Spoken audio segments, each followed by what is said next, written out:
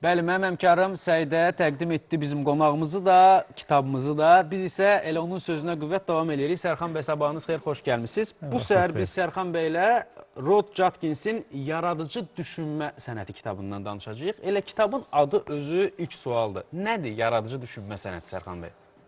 Yaradıcı düşünmə, yəni ki, ənənəvi vərdişlərdən imtina edib, məsələyə bir kənardan, fərqli prizmadan, fərqli bucaqdan baxa bilməkdir deyə düşünürəm. Əslində kitabda da, kitabın yazılış forması da bunu göstərir. Məsələn, müəllif bu kitabda digər ənənəvi kitablardan fərqli olaraq hər mövzunun sonunda səni fərqli səhifəyə yönləndirir. Tutaq ki, bir mövzunu oxuyub qurtarırsan, deyir ki, keç 60-cı səhifədəki mövzunu oxu. 60-ı oxuyursan, deyir keç 150-yə.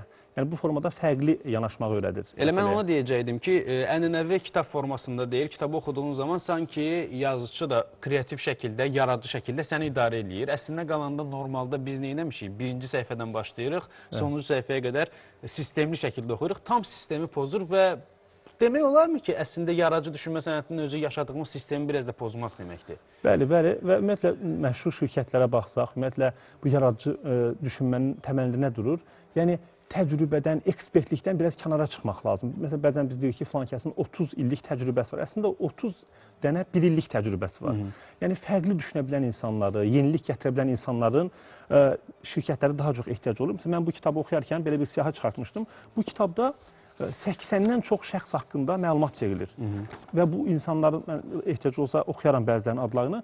Burada hamısı... Bir ikisini desəz, tamaşaçılar üçün maraqlılar. Thomas Edison, Zaha Hadid, Paulo Coelho, John Lennon, Beats qrupu, Starbucks, James Joyce, Prada firması, Beethoven, George Orwell kimi məşhur insanların həyatında yaradıcılığın necə önəmli olduğunu, ümumiyyətlə necə onların həyatını dəyişdiyindən bəhs olur. Bir növ bizim həyatımızı dəyişdirən, bir növ həyatımızda brendə çevrilən, bilirsən ki, müasir texnologiya və müasir bu yaşadığımız yaşam tərzi bizə brendlərlə iç-içə olmağı, əslində özümüz istəməsək belə ora doğru gedirik. O brend insanların həyat tərzlərini, necə yaradıcı düşünmə tərzlərini bizə açıqlayır Rod Judkins. Maraqlıdır. Sadəcə mənə bir şey də maraqlıdır ki, bax bu düşüncə kitabında, yəni yaradıcı düşünmə sənətində deyir, lazım olan şeyi lazım olmayan yerə qoy. Ad başlıqlar da maraqlıdır. Faydasızlığın faydasını gör. Mənə maraqlıdır. Bir insan faydasızlığın faydasını necə görə bilər? İstəyirəm onu açıqlayasınız.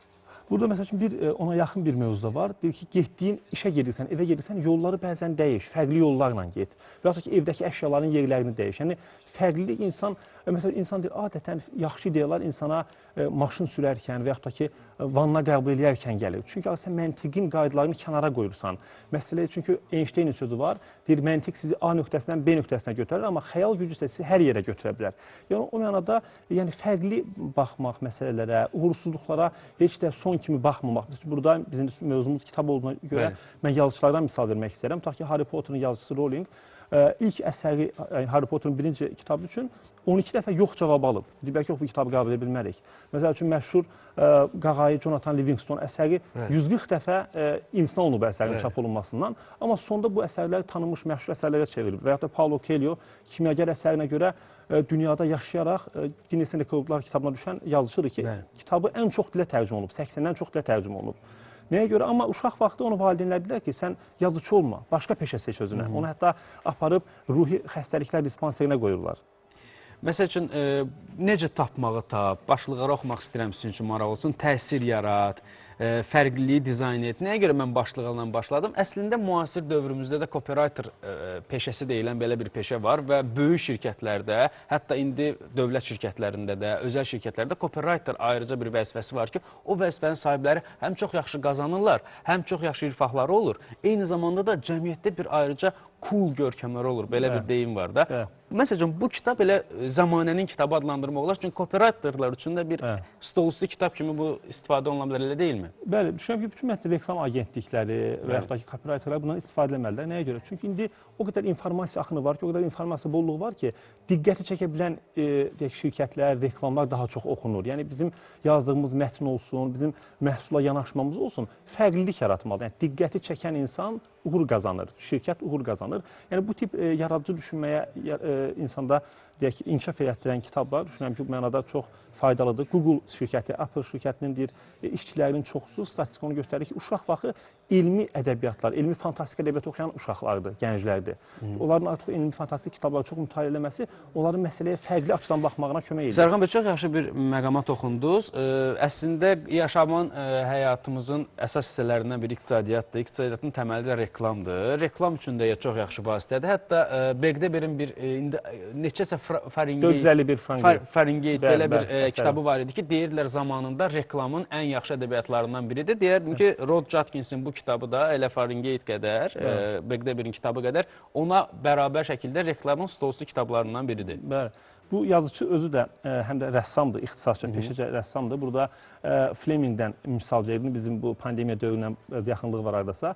Fleming bildiyimiz kimi bakteriyaların, peyvəndin kəşfini deyək, təməlini qoyub. Fleming həm də çünki həkimliklə yanaşı rəssamlıqla məşğul olur. Boyaları almaq üçün o göbələklərdən, bakteriyalardan istifadə edir. O proseslər nəticəsində o peyvəndin kəşf olunmasına səbəb olur. Sonra həkimlərin istifadə etdiyi o stetoskop var ki, daha sonra stetoskopdan gəlib. Onu həminki həkim uşaqları müşahidə edərkən kəşf edib. Görür ki, uşaqlar kağızı bir-birinə belə tutub, danışırlar, o bir son daha yaxşı eşidir və həkim fikirləşir ki, yəni mən bundan həkimlərin, xəstələrin döş qəfəsini yoxlamaq üçün istifadə edə bilərəm və həmin aparat oradan... Bəli, peşəsindən asılı olmayaraq hamı yaradıcı düşünə bilər, hamı yaradıcı düşünmək üçün yaradılıb əslində və mən də istərəm ənənəni pozum. İlk ənənəni pozacağım, birinci və ikinci ənənəni isə təbii ki, rubrikanın sonunda. Birinci də həmişə ənənəvi sual verirdim ki, oxucular nəyə görə bu kitabı oxumalıdır? İndi dəyişirəm sualı. Oxumasalar nə baş verəcək? Oxucular Rod Judkinsin yaradıcı düşünmə sənətini oxumasalar nə baş verəcək? Belə? Oxumasalar nə baş verəcək? Belə deyim, yəni əslində oxumasalar bəlkə də bunu ola bilər ki, həyatlarında yaşayaraq öyrənə bilərlər. Amma artıq bir məsələni bizim oxuyaraq, burada tutaq ki, bayaq mən qeyd edirəm, 80-dən çox insanın həyatından nümunə var. Yəni, bir var ki, sən bunu öz həyatında yaşayaraq öyrənəsən, bir var ki, başqa insanların yaşamından, həyat təcrübəsindən dərs çıxarasan, bir də sən o çətinliyi çəkməyəsən.